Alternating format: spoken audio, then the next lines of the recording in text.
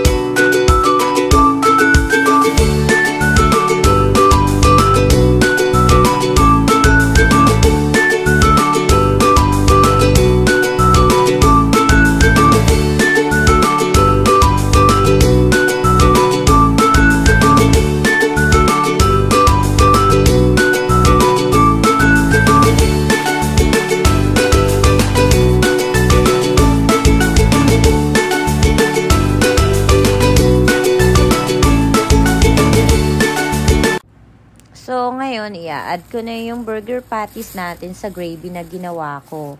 So, mas masarap kasi siya pag kino-coated mo yung yung burger patties sa gravy, mas lalasa.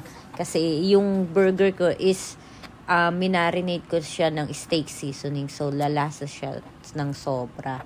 And then, gagawa tayo ng mashed potato naman. So, partner siya sa burger steak saka sa gravy. So, ayan na yung ating burger patties na Salisbury steak. And then, yan na nga yung natin, yung potatoes natin na naluto na. So, red and brown potato siya. Yung red kasi is sweet. So, masarap siya. Mga maliliit lang siya. And then, yan, minamash ko na siya. And then, ilalagyan lang natin siya ng salt and pepper. And then, butter. So, mas, siya, instead rice. Kasi yung husband ko kasi, hindi siya masyado nagra-rice. So, instead rice, potato, and then, yun lang, burger steak, ganyan. And then, minsan nilalagyan ko rin ng iba't ibang mga fruits, ng mga vegetables, ganun. Kasi dito, kasi sa Amerika, kasi, is yung mga bata rito, or sila, is talagang kumakain ng vegetables. Parang nagsuserve talaga ng vegetable. Kasi ako talagang nagsuserve ako ng mga vegetable, or mga fruits sa mga anak ko, kasi healthy siya. Ito na po yung mashed potato natin. Thank you po. Happy eating!